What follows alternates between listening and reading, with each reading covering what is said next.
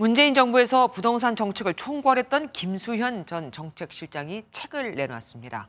27차례나 대책을 발표했지만 결과적으로 부동산 안정에 실패했다는 뒤늦은 후회인데 그 원인이 대출을 더 억제하지 못했기 때문이라는 대목에서 고개가 갸우뚱해집니다. 수요를 억제하는 징벌적 수준의 규제가 아닌 공급 확대를 했어야 한다는 전문가들 얘기와는 완전 다른 거니까요. 또 다른 후회들을 보면 당시 전문가들이 계속 주장했던 내용들이라 이 또한 이해가 어렵습니다. 최윤영 기자가 살펴봤습니다.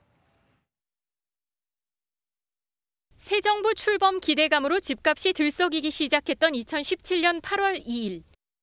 문재인 정부는 투기 세력과의 전쟁을 선포하며 다주택자 양도소득세 중과 등 전방위로 규제를 강화한 첫 부동산 종합대책을 발표했습니다.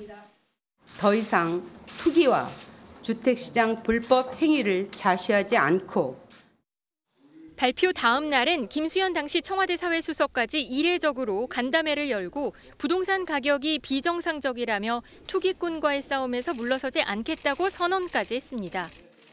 하지만 집값은 잠시 주춤하다 다시 치솟았고 이후 1년마다 초징벌적 수준의 종합대책이 나왔지만 주택가격은 결국 잡히지 못했습니다. 시장의 믿음을 좀 제대로 못 주고 있지 않나 하는 걱정을 하고 있습니다. 이런 시각은 김수현 전 정책실장이 최근 펴낸 부동산과 정치라는 책에 고스란히 투영됐습니다. 전 세계적 유동성과 경기 부양 압박이 어쩔 수 없었다며 부동산 대출을 더 강하게 억제해야 했다고 뒤늦게 후회했습니다. 하지만 대출을 막는다고 집값이 잡혔겠느냐는 반론이 강합니다. 지난 정부의 부동산 가격이 올랐던 원인은 바로 수요가 있는 것에 공급을 해야 하는데 오히려 수요를 억제하는 정책을 썼기 때문에 가격이 폭등한 것입니다.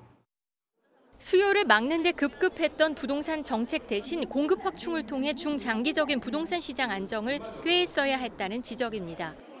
MBN 뉴스 최윤영입니다. 안녕하세요. 김주하입니다. 공정하고 신속한 MBN 뉴스, 유튜브를 통해서도 만나보실 수 있습니다.